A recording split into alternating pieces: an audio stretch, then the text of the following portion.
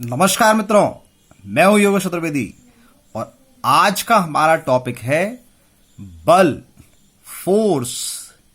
Friends, ये force क्या चीज है? आज के इस टॉपिक में हम इसे महसूस करने वाले हैं, हम इसको रियलाइज करने वाले हैं कि फोर्स होता क्या है।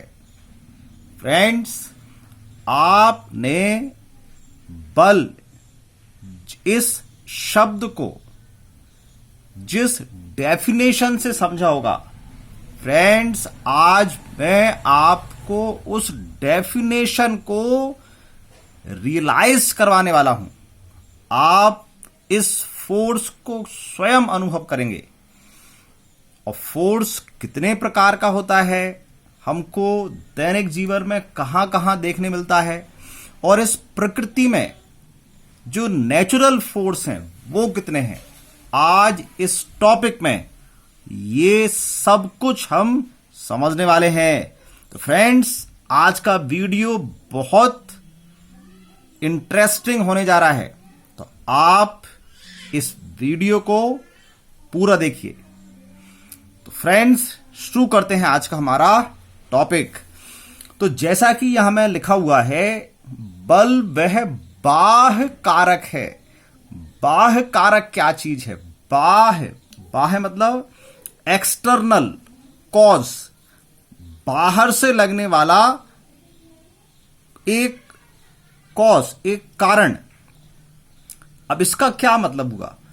तो फ्रेंड्स देखिए, आप किसी बॉडी के यदि अंदर उपस्थित किसी चीज की बात कर रहे हैं तो वो इंटरनल कहलाया, और जब आप उस बॉडी पर बाहर से कोई चीज अप्लाई कर रहे हैं तो वो एक्सटर्नल कहलाएगा। तो यहां पर इस डेफिनेशन में मैंने जिस शब्द का प्रयोग किया है बल के लिए, वो बाह्य कारक किया है, मतलब बाहर से लगने वाला। अब आप ये भी सोच सकते हैं, क्या किसी बॉडी के अंदर जो एटम है, क्या वो कोई फोर्स नहीं लगाते?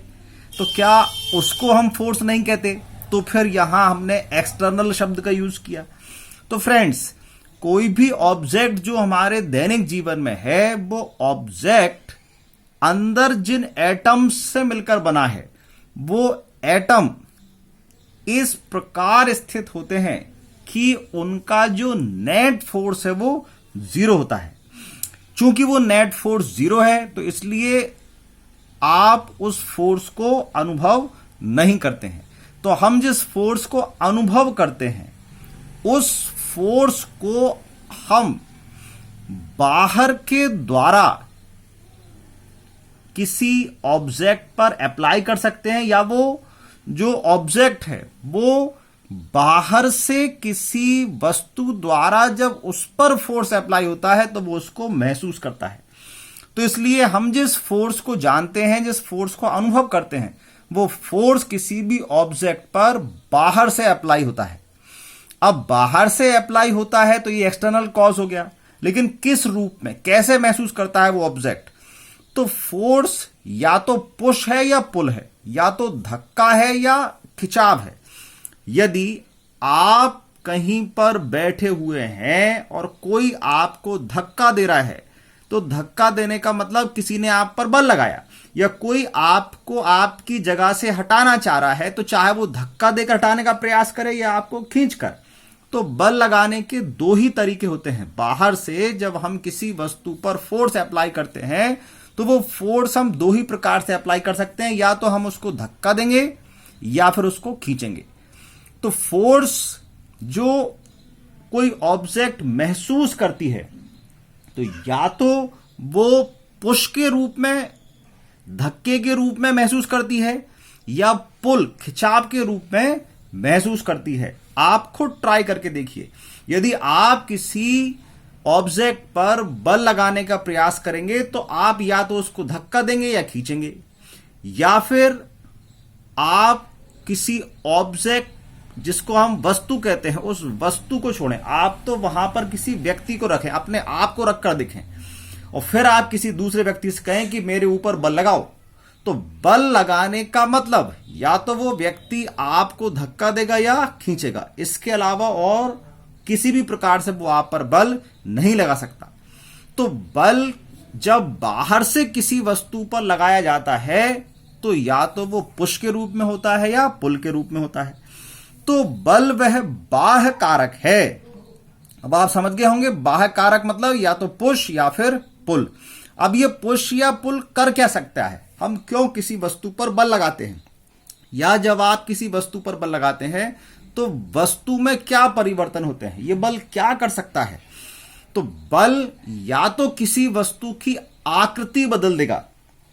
जैसे यदि आपको मैंने एक गोल ऑब्जेक्ट दिया, गोल वस्तु दी, और आपसे कहा जाए कि इस पर बल लगाकर इसको दबा दीजिए, तो यदि आप उस पर बल लगाते हैं और आप उसको दबाकर चपटा कर देते हैं तो आपने क्या किया है, उसकी आकृति बदल दी। आप यदि उसको खींचकर बड़ा कर देते हैं तो आपने क्या किया है, उसके छोटे आकार को बड़े आकार में कन्वर्ट कर दिया। या फिर आपने उस ऑब्जेक्ट को धक्का देकर वो जहां रखा था वहां से आगे बढ़ा दिया, मतलब उसकी अवस्था बदली, स्थिर वस्तु को गति में ले आए। या फिर कोई वस्तु गति करते हुए आ रही है और आप उसको रोकना चाह रहे हैं तो भी आप क्या करेंगे, आप उसको रोकने के लिए बल लगाएंगे। तो बल क्या कर सकता है, बल किसी वस्तु की या तो आकृति बदलेगा या आकार बदलेगा या अवस्था बदलेगा। लेकिन जरूरी नहीं है कि आप जब भी किसी वस्तु पर बल लगाएं वो ये काम कर दे। हो सकता है वो ये काम कर दे, हो सकता है काम नहीं भी कर पाए। अर्थात यदि वो बॉल जो आपके हाथ में है वो लोहे की बॉल है और आप उस पर फोर्स लगा रहे हैं तो आप इतना फोर्स उस पर नहीं लगा पा रहे हैं कि उसकी आकृति बदल पाए, लेकिन आपने प्रयास तो किया। तो ऐसे ही बल क्या करता है, या तो बल किसी वस्तु की आकृति, आकार या अवस्था में परिवर्तन कर देता है या करने की चेष्टा करता है। यदि कोई वस्तु स्थिर है, जैसे मान लिया दीवार, अब आपसे कहा जाए कि इस पर आप फोर्स अप्लाई करिए, तो आप उसको गति में नहीं ला पाएंगे, लेकिन आप प्रयास करेंगे। अगर कोई ऑब्जेक्ट गति करते हुए आ रहा है और वो आपकी क्षमता से बाहर वाली चीज है, जैसे यदि कोई बॉल गति करती हुई आ रही है और आपको रोकना है तो आप उस पर फोर्स लगाएंगे, वो रुकेगी।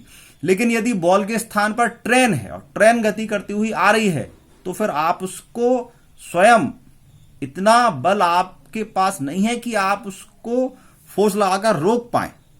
तो जरूरी नहीं है कि बल हमेशा अवस्था में परिवर्तन कर दे, लेकिन बल यदि करने का प्रयास कर रहा है तो उसको भी हम फोर्स मानते हैं।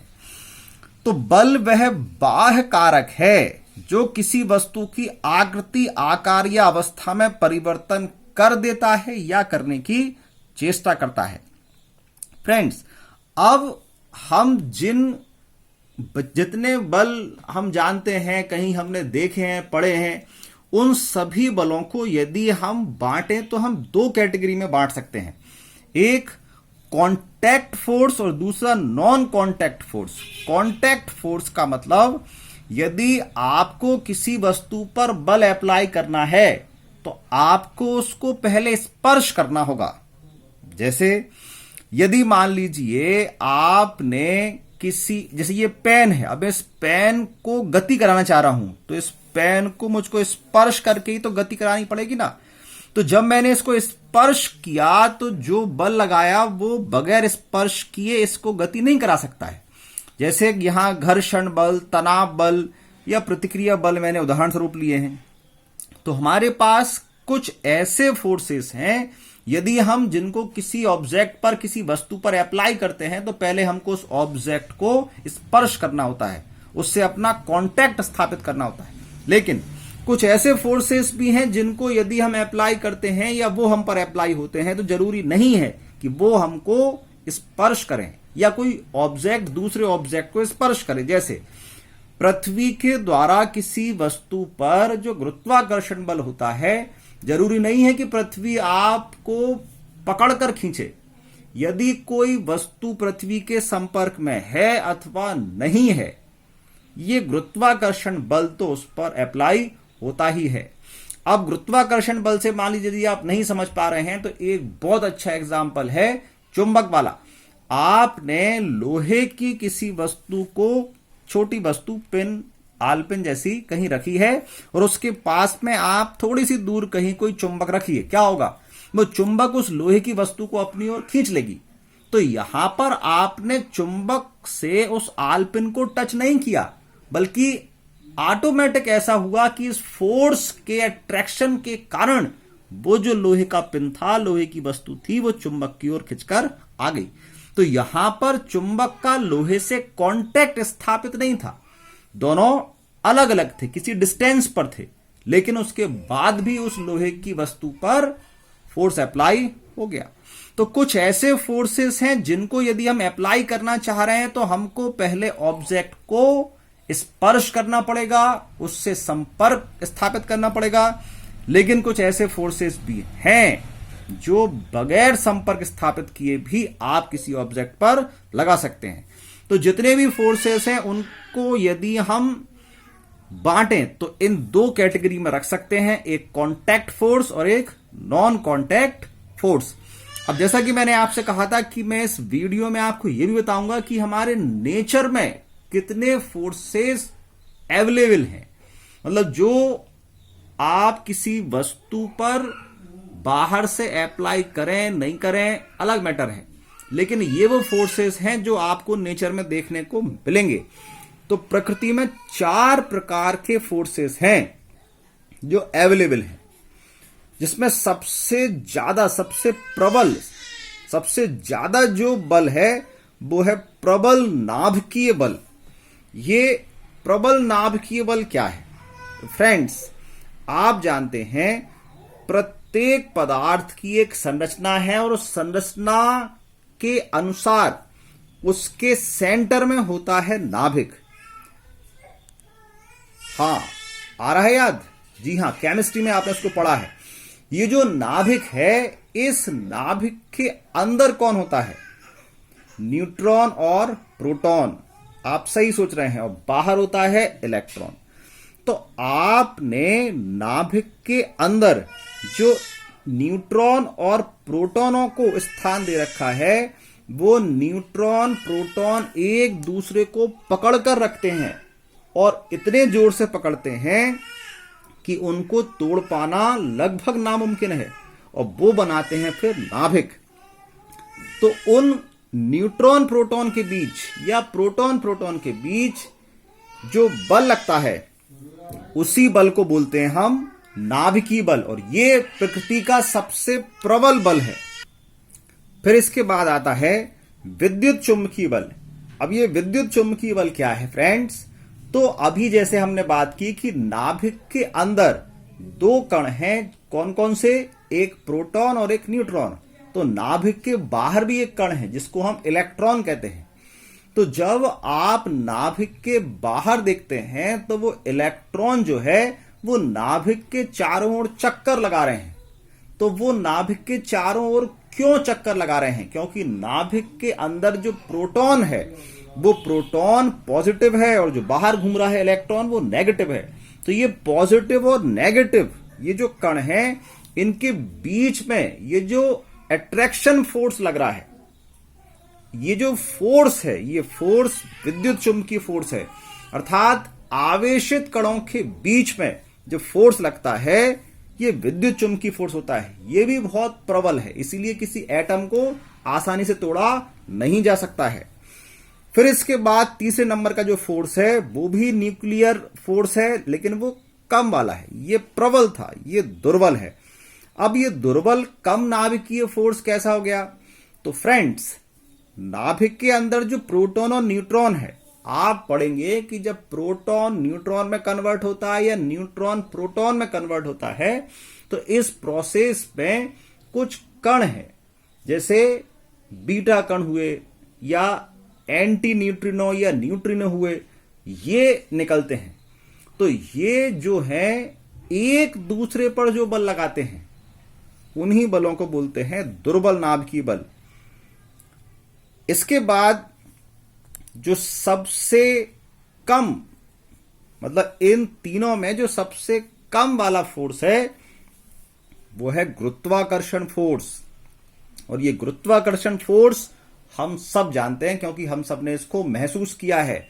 पृथ्वी किसी भी ऑब्जेक्ट को अपनी ओर खींचती है और वो जिस आकर्षण बल से, अट्रैक्शन फोर्स से हम सबको खींच रही है, उसी का नाम है गुरुत्वाकर्षण बल, ग्रेविटेशनल फोर्स। तो ये तो सभी कणों पर लगता है।